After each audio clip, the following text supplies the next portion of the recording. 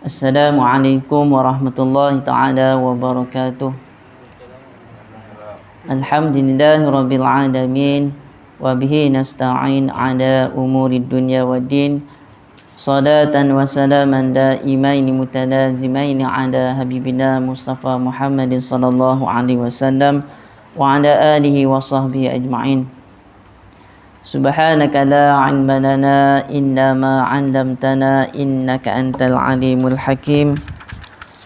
Rabbi shrah li sadri wa yassir li amri wahlul 'uqdatam min lisani yafqahani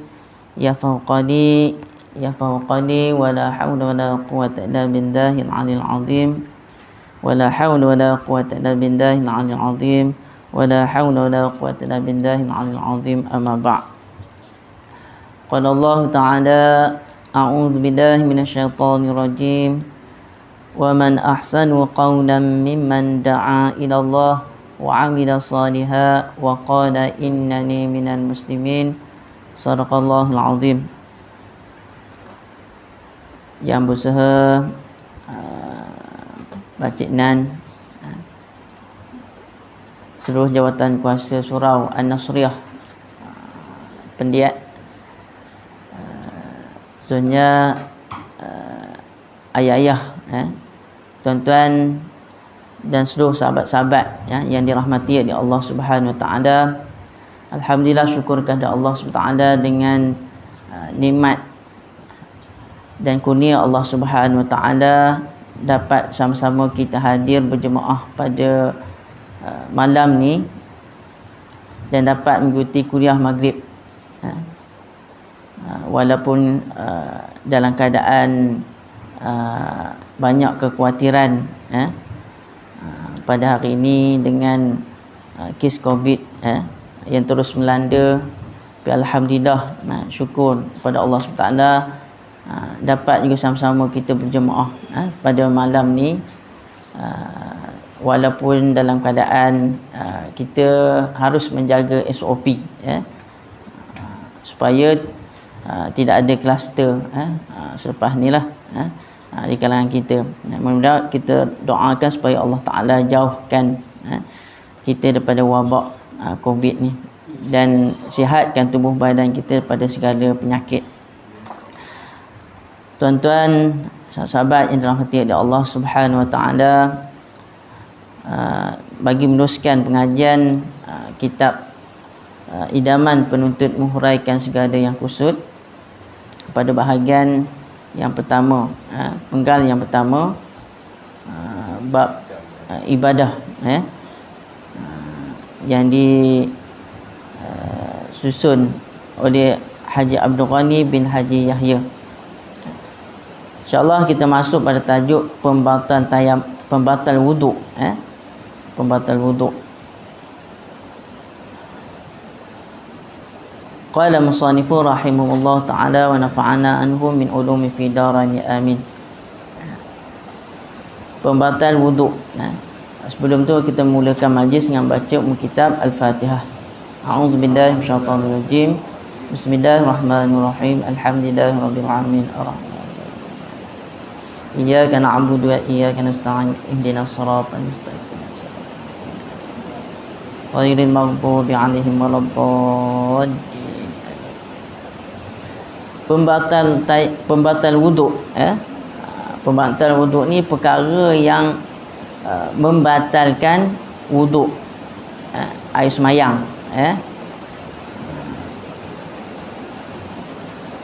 Ni sambungan daripada yang lepas berkenaan tajuk wuduk lagi.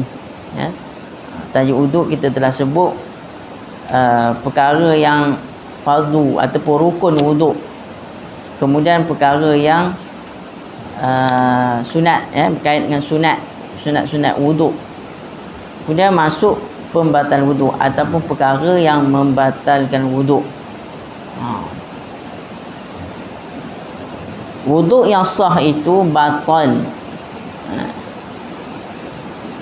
Batal ni maksudnya binasa atau tiada boleh digunakan lagi. Batal ni maknanya tak boleh. Tak boleh digunakan wuduk. Digunakan buat semayang. Nak semayang. kerana syarat. Dan juga ibadah-ibadah lain yang syaratnya kena ada wuduk. Nak tawaf kena ada wuduk. Nak baca Al-Quran kena pegang Al-Quran mushaf kena ada wuduk. Dengan sebab-sebab dengan sebab-sebab yang berikut. Yang pertama, keluar sesuatu daripada kubul atau dubur. Kubul ni kemaluan di depan, dubur belakang. Sandaran daripada hadis Nabi, sandaran daripada firman Allah SWT, A'udzubillahi minasyaitonir rajim. Au jaa ahadum minkum minal ghaid. Telah di bawah, yang maksud dia ketika tiada air diperintahkan tayamum, ketika tiada air menunjukkan wuduk batal dengan sebab keluar sesuatu daripada kubul atau dubur. Dia berkait dengan kalau ayat ni berkait dengan bab tayamum. Kerana perkara yang membatalkan tayamum sama juga perkara yang membatalkan wuduk. Apabila datang ataupun keluar sesuatu daripada kita, daripada jalan kubur atau dubur ni, disebut minal ghaid ni daripada najis lah, daripada najis, daripada tubuh badan kita. Sama ada benda biasa seperti tahi, seperti tahi, air kencing dan angin. Angin kentut, keluar angin kentut. Sama ada kentut yang senyap, kentut yang senyap.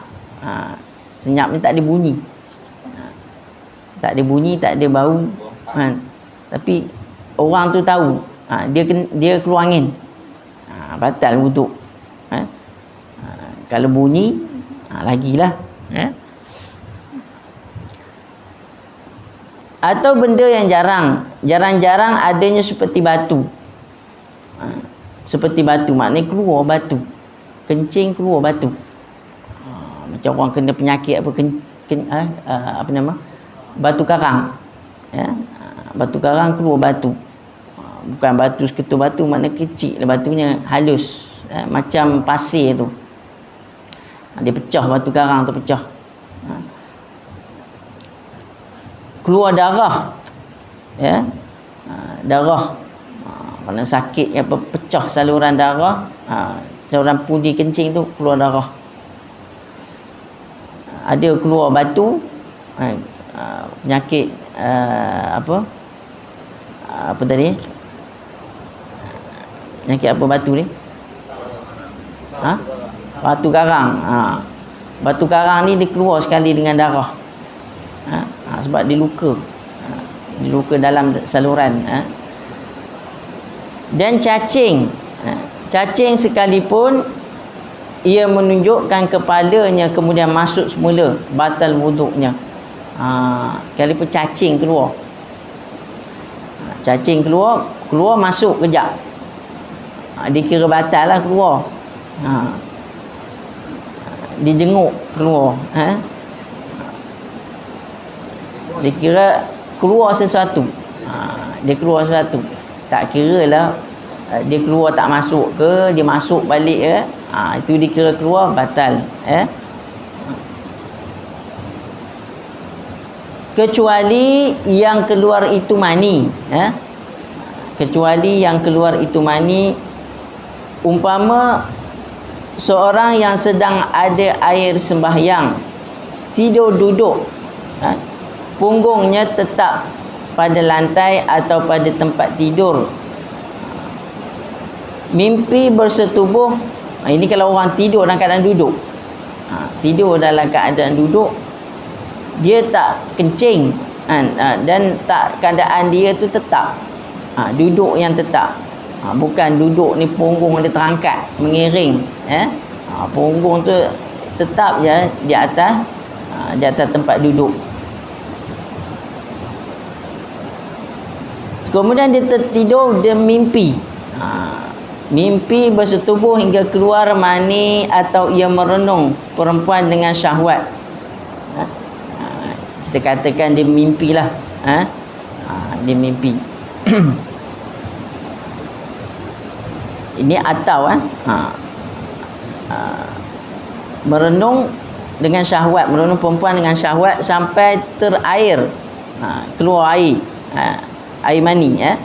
Tidaklah batal wuduknya, cuma wajib mandi sahaja. Kalau sudut hukum lah, keluar air mani dia tak batal wuduk. Bukan bermakna tak batal wuduk tu dia boleh solat. Solat tak boleh, sebab dia kira berhadas besar, kan? Tapi dalam keadaan wuduk dia masih ada.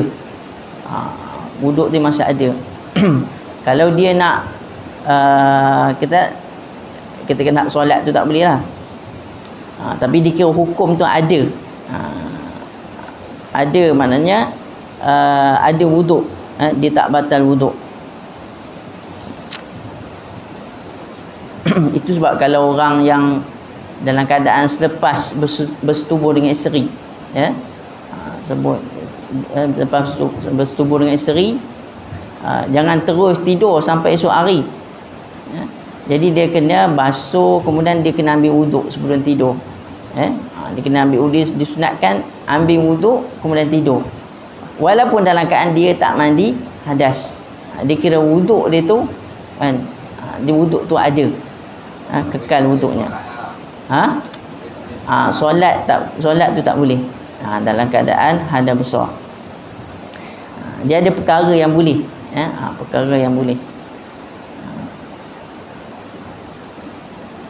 Itu yang pertama, dibincangkan keluar sesuatu daripada kubur dan dubur. Kemudian yang kedua, sebab yang kedua, tidur dengan keadaan punggung tidak tetap. Tidur dalam keadaan punggung tidak tetap. Maknanya kita faham ni tidur dalam keadaan duduk lah. Duduk. Kerana sandaran hadis Abu Daud, al-aini wika usahi faman nama falyatawadda. Artinya dua biji mata, al-ainani, dua biji mata itu seperti tali pengikat, pengikat dubur. Maka barang siapa tidur hendaklah ia berwuduk. Maknanya kalau mata celik, yakni jaga, adalah keadaan seperti tali yang mengikat dubur dan dubur. Dengan makna bila kita tidur dalam keadaan wuduk ni, dia mata kita ni kalau jaga, dia pengikat dubur. Maknanya pengikat. Bila kita pejam, dia akan terbuka pengikat. Jadi bila tidur ni kita tak sedar, barangkali keluar angin, kentut, kita tak sedar. Itu dibincangkan hukum tidur dengan keadaan punggung tidak tetap. Maknanya punggung ni dia sengit ke, dia barin ke, dia yang maksud yang dibolehkan ni tetap ni maknanya dia macam kita tidur bersila. Kita contohnya kita dengar pengajian ataupun kita dengar khutbah, dalam keadaan kita ada wuduk, kita tertidur, tertidur tu tak apa, dalam keadaan kita ni tetap, maknanya kalau bersila lah keadaan. Janganlah pergi sengit punggung, menyandar, menyandar boleh terangkat punggung kita, itu tak boleh. Iaitu tidur mengiring atau berdiri atau terlentang. Yang dimaksudkan tidur punggung tak tetap, tidur mengiring. Mengiring, mengiring ni barin dah, atau berdiri. Boleh jadi berdiri, tertidur berdiri, atau terlentang. Terlentang. Sekalipun diletakkan bantal di celah punggung, bersandar pada tiang pun batal juga. Macam sandar kat tiang ni, macam tiang yang Pakcik Nan sandar kan. Kalau tertidur situ, menyandar, terlelap situ, kita sedar, kira wuduk batal. Wuduk batal. Sebab dikira menyandar tu. Walaupun ada perbahasan ulama, tapi kita ambil lah. Kita ambil pandangan mengatakan batal.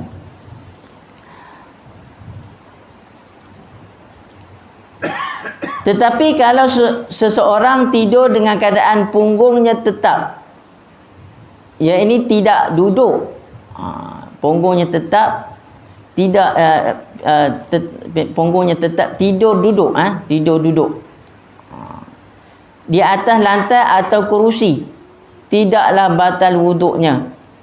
Kalau dia yakin kan, punggungnya tetap dan tidur, dia keadaan tidur, sama ada dia duduk atas lantai ataupun di atas kerusi, ya, maka dikira tak batal. Kerana kata Sayyidina Anas radhiyallahu anhu, kana ashabu Rasulillah sallallahu alaihi wasallam yatanamuna thumma yusalluna wa la yatawadda. Riwayah Muslim. Artinya adalah sahabat-sahabat Rasulullah sallallahu alaihi wasallam, mereka tidur kemudian mereka bangun sembahyang dengan tidak mengambil wuduk. Maknanya dalam keadaan sahabat Nabi itu tidur duduk. Ini kena hati-hati, ya. Sebab ada orang beranggapan bila dia tidur tu, dia kata, aku mana ada kentut. Aku ada kentut, bukan aku kentut pun, kan? Jadi ini hukum dibincangkan, ya. Dan dia sandaran pada hadis Nabi sallallahu alaihi wasallam, yang mengatakan orang yang tidur punggung tidak tetap, batalnya wuduk, ya.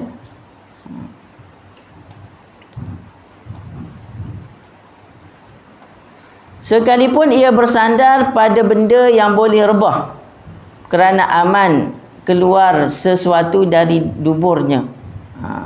Sekalipun ia bersandar pada benda yang boleh rebah. Ini kalau ini tak batal, ya. Tak batal kalau dia bersandar, syarat kalau dia bersandar pada benda yang rebah. Benda yang kalau tiang ni dia tak rebah, kan? Ada kita sandar rebah saja. Disandar benda yang rebah, contohnya apa? Disandar benda yang bergoyang, goyang, benda yang goyang belakang tu, maknanya bila goyang tu dia sedar. Bangku malah. Bangku malah tu, ini bersandar, dikira bersandar. Kalau yang itu dia bergerak semua sekali, itu dia bergerak satu badan. Ini dia bersandar, kira badan dia lah yang bergerak, ya. Maka dalam ni dikira tak batal, kerana bersandar pada benda yang rebah, yang boleh rebah. Kemudian yang ketiga, hilang akal, hilang akal dengan sebab gila atau macam hilang akal seperti sangat sakit, atau mabuk, atau pitam, atau gila, gila babi dan sebagainya. Ini termasuk dalam perkara yang hilang akal, ya. Hilang akal dengan sebab dia sakit, kalau dia gila, ya, ataupun dengan sebab dia mabuk, termakan apa benda mabuk, jadi mabuk, sampai dia tak betul merin, itu dikira hilang akal, ya. Pening ni, kalau pening biasa dia tak kira hilang akal, ya. Dia kalau pening pitam tu, pitam tu sampai berpusing tu, tak boleh, maknanya dia tak boleh fikir apa lah, gelap, itu dikira hilang akal. Itu sebab kita kena jaga akal kita. Kenapa agama kita tak bagi? Tak bagi kita ni saja kadang-kadang nak cuba benda-benda yang mabuk. Contoh nak minum ketum. Ketum dengan niat nak minum sampai mabuk. Dengan niat minum sampai mabuk. Saya tak kata ketum tu salah, satu patut salah. Ada orang minum ketum dia buat ubat. Tu tak apalah. Buat ubat. Minum sikit. Tapi minum yang campur macam-macam. Dalam air ketum tu sampai mabuk. Itu dah tahu mabuk saja nak minum. Nak bagi pening. Kita kena jagalah. Islam suruh jaga akal kita. Pelihara akal. Bila mabuk tak boleh lah. Mana boleh batalkan wuduk, mana nak solat pun tak boleh dalam keadaan mabuk. Hilang akal. Berdosa lah kalau sengaja cari pasal nak mabuk. Adapun tidur tidak hilang akal, cuma tidak sedar. Cuma tidak sedar. Dia ulah yang atas tadi. Ini mabuk. Beza mabuk dengan tidur. Adapun tidur tidak hilang akal, cuma tidak sedar angin keluar sahaja. Beza mabuk dengan tidur. Tidur ni kita tak sedar. Kita tak sedar apa berlaku. Kalau mabuk ni boleh sedar lagi. Boleh sedar lagi. Orang mabuk boleh berjalan, orang tidur boleh berjalan. Tidur tak boleh jalan. Ngigau tu tak tahu ngigau macam-macam. Ngigau dia boleh berjalan ya. Muka pintu lah. Tapi tidur dia tak sama dengan mabuk.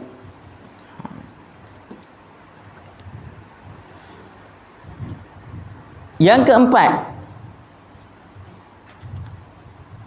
bersentuh atau tersentuh.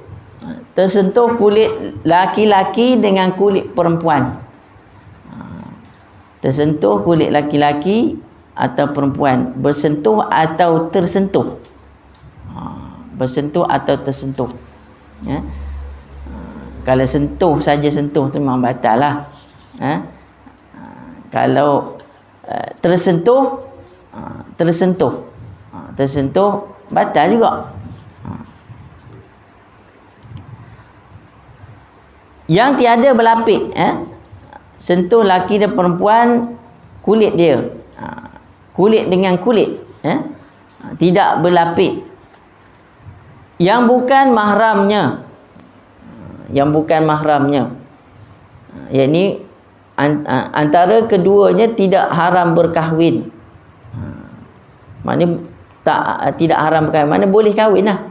Hukum kata boleh kahwin. Walaupun pangkat nenek, pangkat nenek, dia tak kira tua ke muda ke, jadi boleh berkahwin. Dikira kalau bersentuh batal wuduk. Kecuali mahram kita. Mahram ni orang yang perempuan yang tak boleh dikahwini. Kalau kita dengan perempuan, kalau perempuan sama juga dengan lelaki. Lelaki yang tak boleh dikahwini. Kalau bagi mahram dia bolehlah. Dia tak batal wuduk. Dikira sentuh kulit tak batal wuduk. Dengan inilah tidak berlapik. Bukan bermakna berlapik tu boleh kita pegang. Boleh pegang. Ini dikira batal wuduk. Tapi kalau sentuh berlapik ke, laki perempuan saja, awet, pakwa dengan awet, pegang, tapi kami pegang berlapik katanya, tetap tak boleh juga. Benda tak elok. Anda kata berselisih tu kan, tu tak apalah, berselisih, tersentuh kan, tu tak apalah.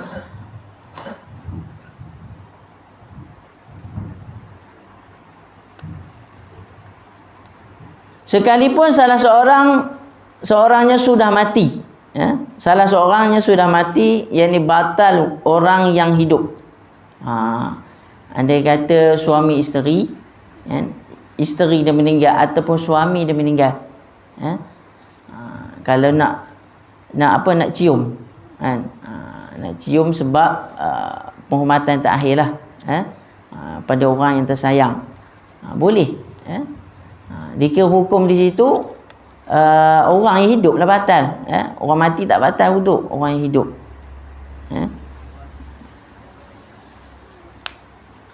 Tapi jangan orang bagi orang bukan-bukan orang, ini tak boleh lah.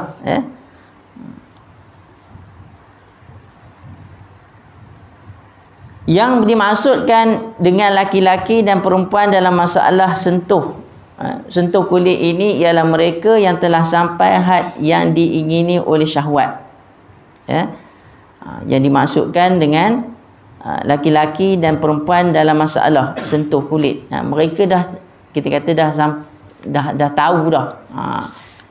Mana bila ada syahwat ni, mana tak boleh. Itu tak boleh, laki perempuan. Anda kata kalau sentuh budak, budak ni kalau budak kecil tu tak apa, kan? Budak kecil tu tak apa. Tapi kalau budak tu dah memais, katakan budak perempuan, kita pegang, kita anggap bukan anggap lain, anggap sebagai anak-anak, pegang. Kalau dia tu memais, batal wuduk, walaupun dia tak baligh lagi. Jadi itu kena hati-hati. Ada juga masalah orang kita, ini bukan cerita masalah orang lain, kena pada saya juga. Kadang-kadang ahli keluarga lah, ahli keluarga. Kadang-kadang ahli keluarga, kalau orang dulu dia keakraban adik-beradik tu kuat. Dia berpegang macam ni, kalau adik-beradik lelaki ada anak mereka ni kira sepupu lah, kan? Salah satu ada anak dia lelaki, seorang lelaki, anak yang kedua ni anak yang abang atau adik dia perempuan. Diorang kata pegang kulit, pegang ni tak batal wuduk. Itu diorang pegang, kan? Itu bahaya tu, kan?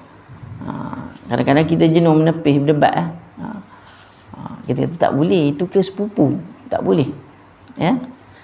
Bukan anak saudara. Kalau anak saudara memanglah tak batal, ini sepupu.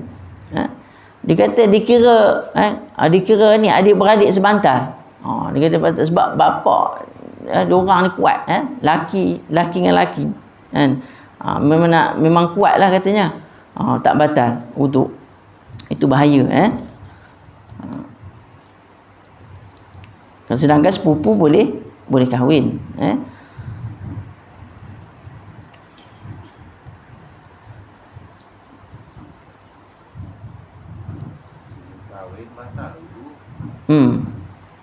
Ada pandangan Imam Syafi'i, pandangan Imam Syafi'i, dia ada qaul jadid, ada qaul qadim. Qaul qadim masa Imam Syafi'i di Iraq, qaul jadid di masa di Mesir. Masa qaul qadim, ikut qaul qadim, orang tua yang kita kata kalau perempuan dah habis putus haid ni, bila bersentuh, orang tua dengan orang tua lah, lelaki pun tua bersentuh, ataupun kita orang muda ni bersentuh, maknanya tak batal wuduk orang tua. Bukan orang tua dengan orang tua tak batal wuduk. Bila dalam perjalanan Imam Syafi'i nak ke Mesir, dia nampak orang tua ni berdating. Orang tua berdating. Kaul jadid ni mengatakan tak boleh. Kaul yang pertama tu, mengatakan tak batal. Yang kaul kedua tu batal. Sebab mana orang tua dengan orang tua ni ada juga perasaan mereka. Mana mengada-ngada lah, gatal, ada juga gatalnya.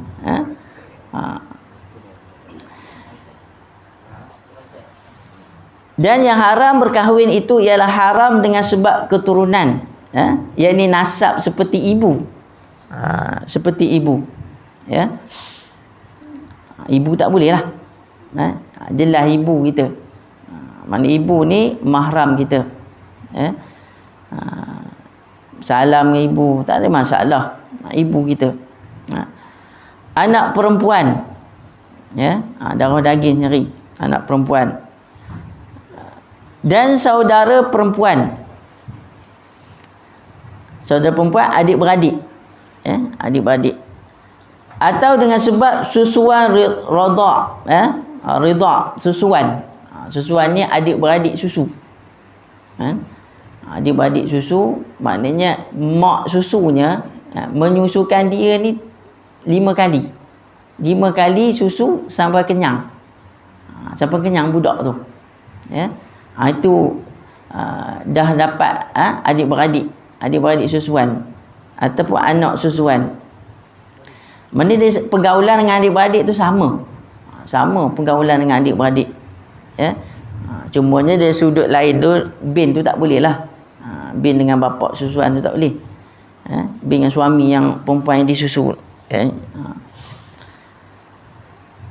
Kemudian harta pusaka tu tak boleh dapat. Ya. Dia pergaulan, pergaulan macam adik-beradik ya.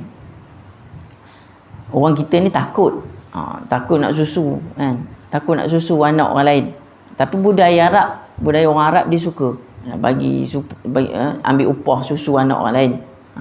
Kita ni takut apa? Nanti takut kahwin dengan adik-beradik, adik-beradik susuan. Takut begitu. Ya. Kita ingatlah kan. Jangan tak ingat pula. Atau dengan sebab bersemanda musakharah. Bersemanda musakharah seperti ibu mertua. Ni sebabnya kita berkahwin kan. Asalnya tak boleh kan, tapi kita berkahwin dengan anak dia. Kita berkahwin dengan anak dia, mak isteri kita tu mak mertua kita lah kan. Macam mak kita juga disebabkan musakharah, sebabkan berkahwin ya, kita berkahwin dengan anak dia. Anak tiri ya. Anak tiri. Anak tiri iaitu anak isteri. Kahwin dengan janda ada anak. Package tu. Kahwin dengan mak dapat anak. Janda bapa dan janda anak. Mereka ini walaupun anak kita berkahwin kira menantulah. Menantu walaupun dah bercerai ke, cerai hidup ke ataupun cerai mati dengan anak kita kan, dia tu tetap menantu. Tetap menantu ya. Hukum sama. Jangan kata ini bekas bekas apa? Bekas menantu ataupun bekas mertua. Dia tak ada bekas-bekas. Dia hukum dia tetap tetap mertua, tetap menantu ya. Mereka ini semuanya tidak batal wuduk jika disentuh kulitnya. Mereka yang disebut tadi tak batal wuduk. Demikian juga kanak-kanak. Kanak-kanak tak ada apa kanak-kanak. Kalau dia tu dah cerdik, budak dia cerdik. Kalau kecil tu tak apalah. Kita kata kalau budak tadika tu tak apa. Kalau budak tu dah pandai, dah tahu malu kan, budak tu dah tahu malu, segan, itu tak boleh lah Dalam ni disebut jelas dalam firman Allah Subhanahu Wa Taala kan, a'udzubillahi minasyaitonirrajim, hurimat alaikum ummahatukum wa banatukum wa akhawatukum wa ammatukum wa khalatukum wa banatul akhi wa banatul ukhti wa ummahatukum allati arda'nakum wa akhwatukum min ar-radha'ah wa ummahatu nisaikum wa rabaibukum allati fi hujurikum minan nisaikum allati dakhaltum bihinna fala junaha 'alaikum wa halailu abnaikum alladhina min aslabikum wa an tajma'u bainal ukhtaini illa ma qad salaf ila akhir ayat. Ini dalil yang jelas mengatakan 8 orang yang tak boleh dikahwini. Hurimat alaikum, diharamkan ke atas kamu berkahwin ya. Disebut ummahatukum, mak kamu, wa banatukum, anak perempuan kamu, wa akhwatukum, anak perempuan kamu. Disebut 8 ya.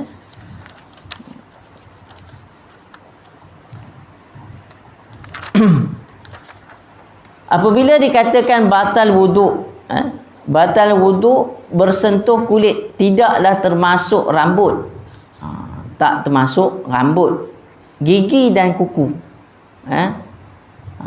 Kalau kita pegang kuku isteri kita, kuku isteri, tak batal lah kuku. Yang batalnya pegang kulit, kulit dengan kulit. Pegang rambut, rambut tak batal, rambut tak batal. Kemudian yang kelima, gigi. Tadi sebut gigi, gigi tak batal, pegang rambut, gigi dan kuku. Yang kelima, menyentuh kemaluan manusia, yakni memegang, memegang atau bersentuh zakar atau faraj perempuan dengan tapak tangan, termasuklah perut jari. Mana dikatakan perut jari? Tapak tangan, perut jari ni, perut jari. Mana permukaan ni, permukaan ni bila bersentuh, yang mana dikatakan kena, kena yang batal wuduk. Mana tangan kita tekap dekat tempat yang rata. Yang kena itu, kalau tapak tangan kena kepada kemaluan, pegang kemaluan, batal lah, dikira tapak tangan. Inilah. Sama ada kemaluan sendiri atau kemaluan orang lain. Kemaluan sendiri atau kemaluan orang lain.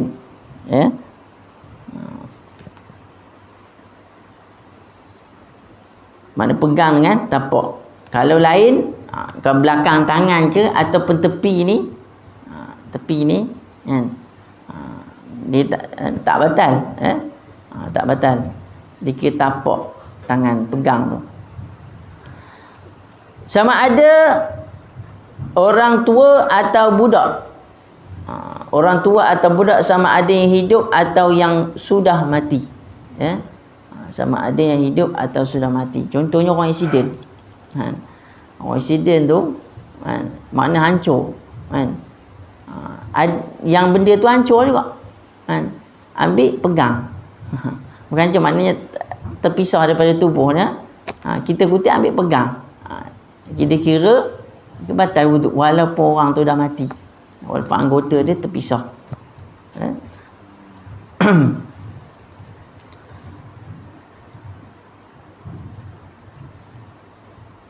Jangan kata pegang kemaluan sendiri tak batal, sendiri tapi dikira batal juga. Yang dikatakan zakar itu ialah batang, bukan tunduk, bukan apa? Bukan apa ni?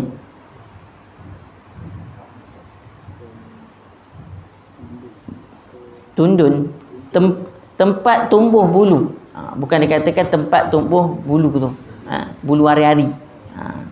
Yang dikatakan kalau zakar ni batang lah. Senang cakap, batang. Kalau dekat bulu tu bukan. Demikian juga faraj, iaitu bibir, lubangnya, bukan tundun tempat tumbuh bulu. Sama juga. Dikatakan bibir tu, kawasan bibir. Termasuklah apa yang tumbuh atas bibirnya itu. Kalau sekalipun ada tumbuh bulu hari-hari di atas bibir ke ataupun di atas zakar tu, tetap juga batal wuduk. Kalau tumbuh situ, boleh jelas tak? Kita tahu, cuma kita merajaah, kita ulang balik, supaya kita ingat, betul-betul kita ingat, bukan sekadar ingat-ingat sikit, kita ingat sungguh. Yang keenam, memegang atau menyentuh lubang dubur manusia sekalipun haknya. Tadi kemaluan depan, tadi kubur, ini dubur. Menyentuh lubang dubur manusia sekalipun haknya, sama juga dengan tadi, ya, hak dia juga kubur tu, ya. Zakar dia atau faraj dia. Ni dubur ni pun sama. Dengan tapak tangan atau perut jari. Tapak tangan dengan perut jari, ya. Ada dulu kan, dulu kawan-kawan lah kan, buat teka-teki, kan. Kalau kencing dia katanya pegang macam ni katanya. Kencing pegang ni batal wuduk tak? Kita batal wuduk lah. Kita kata kalau pegang macam ni tak batal, tapi kalau dia kencing batal lah. Dia kencing batal lah. Dia dah hilang batal wuduk pegang ni. Dia tak kencing. Yang dimaksudkan dengan tapak tangan itu, jika kita tekankan tapak tangan, tapak tangan itu ke lantai, disebut ke lantai, ya. Tekankan tapak tangan ke lantai, mana yang terkena pada lantai itulah dia tapak. Itu dia tapak, ya. Manakala tepi serta kelilingnya tidak termasuk dalam tapak. Jadi jika disentuh dengan hujung jari atau tepinya tidaklah batal wuduk. Itu masukkan dengan tapak tangan, ya. Itu antara disebut 6 perkara yang membatalkan wuduk. Yang membatalkan wuduk. Ada perkara yang kita jelas, kan, ada perkara yang kita tak berapa nak jelas, ya. Contoh dia sudut tidur tu memang ramai orang tak tahu, kan, berkenaan dengan tidur, ya. Dah isyak lah, masuk dah, masuk wajib berhenti lah. Dan nak buka soalan. Kalau ada soalan 1, 2, dan kita tadi Ustaz kata batang buah macam mana? Kalau pegang buah. Buah tu tak dikira. Tak kira ya? Dikira. Dikira zakat tu batang. Batang tu dia gaul lah. Tak kira nak pegang buah. Ada. Kita tak kaya penuh. Muskil kan? Kadang-kadang Ada semua pegang buah ni kan. Tak sudah ya. Onggel ke?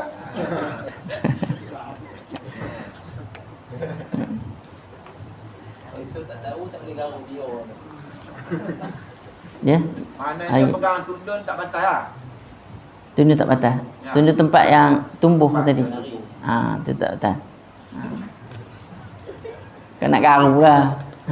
Bersegatai yang garu lah. Tapi kalau pegang tundun naik syahwat macam mana? Dia naik syahwat tak ada. Tak boleh ya? Tak ada. Batal tu. Dia naik syahwat dia tak batal. Tak batal. Tak batal. Dia kalau nak syahwat dia tak ada ni. Dia tak ada masalah. Cuma kita pegang kita. Kalau kita pegang kawan-kawan ke apa pun tak ada. Dia pegang naik syahwat. Cuma je kalau pegang laki perempuan tu, itu ada perbahasan lah. Kalau kita bersentuh laki perempuan, kalau sekiranya tak ada apa, sekiranya bukan saya saja sentuh lah. Contohnya tak sengaja. Contoh dalam keadaan yang kita dalam keadaan susah, ada ulama bahaskan ketika mana tawaf. Ketika mana tawaf ni kita susah nak jaga. Sebab orang ramai, rapat-rapat, laki perempuan, kemungkinan tu batal wuduk tu tinggi. Jadi kalau tersentuh tu tidak mengapa. Itu ada menggunakan mazhab lain.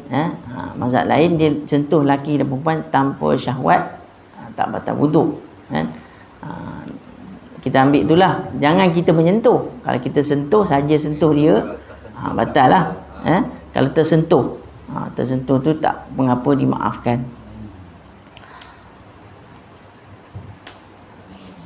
Dia hikmah, bukan kita kata satu benda yang ikhtilaf para ulama ni. Mana pandangan ulama ni kata ni bukan kita kata nak bergaduh, nak bertelingkah, tetapi hikmah saja. Kita dalam keadaan kita keadaan tertentu kita tak boleh nak jaga, perlu juga mengambil hukum juga. Kita mengguna pakai juga daripada pandangan mazhab lain. Itu hikmah.